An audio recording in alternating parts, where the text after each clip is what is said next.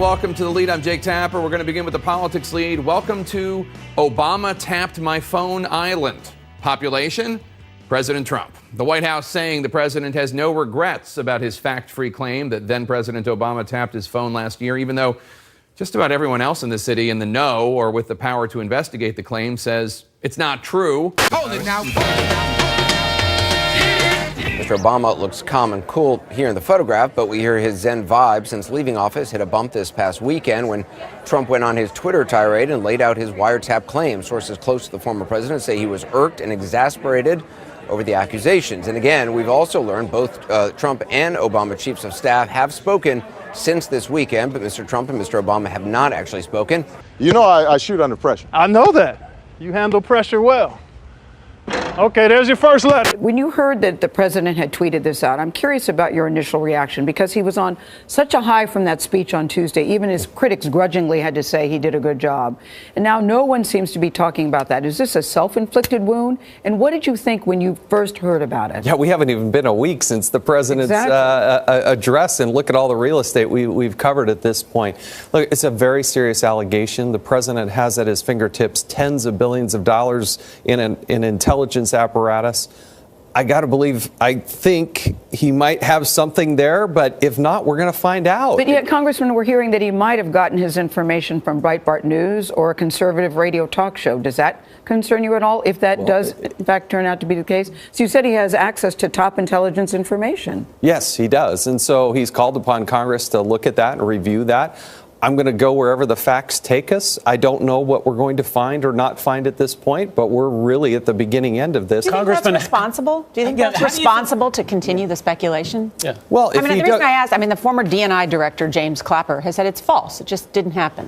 Well, Mr. Clapper doesn't come with the best reputation for facts as well. I mean, his testifying before Senator Wyden is highly questionable. So we're going to go in and look at the facts, and we'll get there. It's not going to happen, by Wednesday. It's going to take us some time to unravel this, but we will get there. Congressman, how do you feel about the President of the United States making this accusation on Twitter on a Saturday morning without any backing evidence? Well, I think it's premature to say there's no backing evidence. But if you're going to make that accusation, don't you present the evidence? Well, I think if he goes out there and he's challenging Congress and suggesting that we should help lead out in that investigation, we're going to go through that process. So it's still yet to be determined.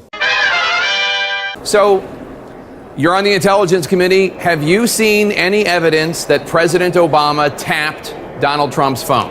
No, I have not.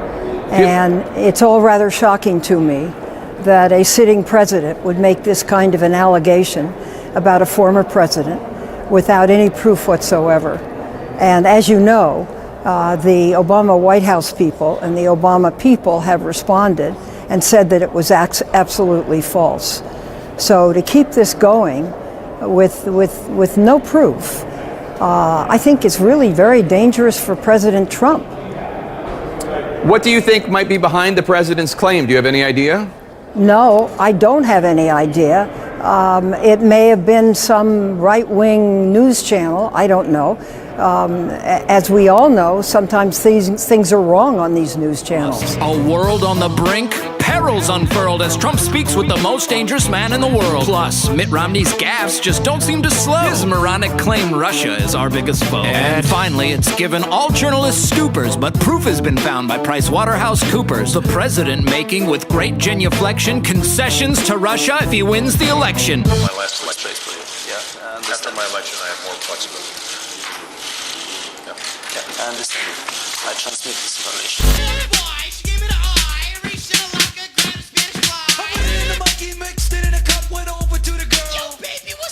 Let's start with President Trump's allegation, so far evidence-free, that President Obama sought to have him wiretapped during the campaign. You're part of the Gang of Eight. That's a group of House and Senate leaders, both the leadership and the leadership of the intelligence committees, that would be privy, one suspects, to such information. Do you have any idea what he's talking about?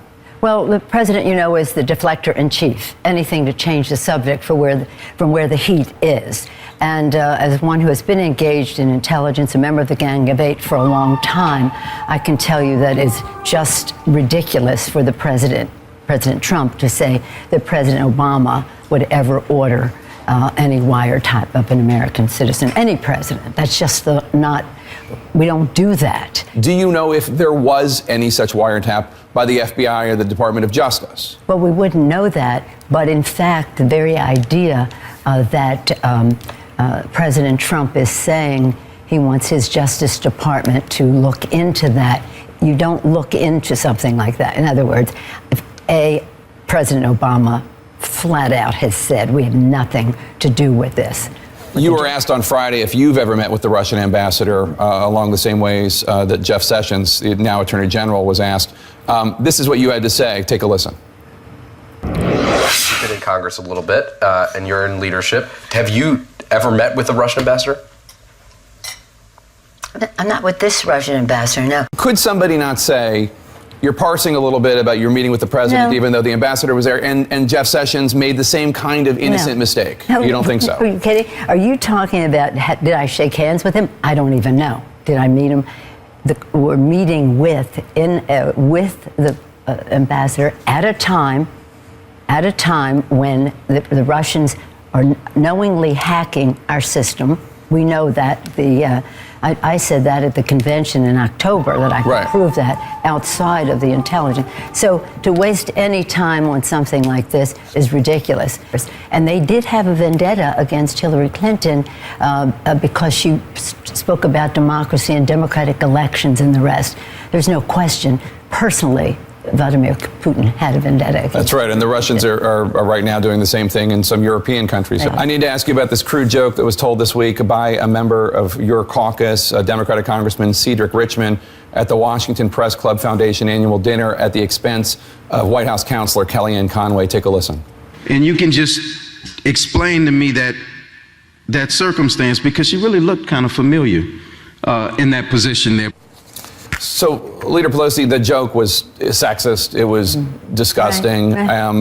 Shouldn't the congressman apologize to Kellyanne Conway? And honestly, where is the Democratic Party in expressing outrage about this? I wasn't at the dinner. I'm just finding out about this. But the fact is, I'm still in a sort of a state of what is going on here, that the person who occupies the White House is the person who was on that Hollywood video that said the crude things he said about women. You all are criticizing Cedric for something he said in the course of the evening, and he maybe should be criticized for that. I just don't know the particulars. But I do every day marvel at the fact that somebody who said the gross and crude things that President Trump said, he wouldn't even be allowed in a frat house, and he's in the White House. Well, I think we've covered the Access Hollywood tape quite a bit, but I guess the question is, if one criticizes only Republicans when they make crude comments, does that not undermine the moral authority if they don't criticize when Democrats make crude comments? I think everybody was making crude comments.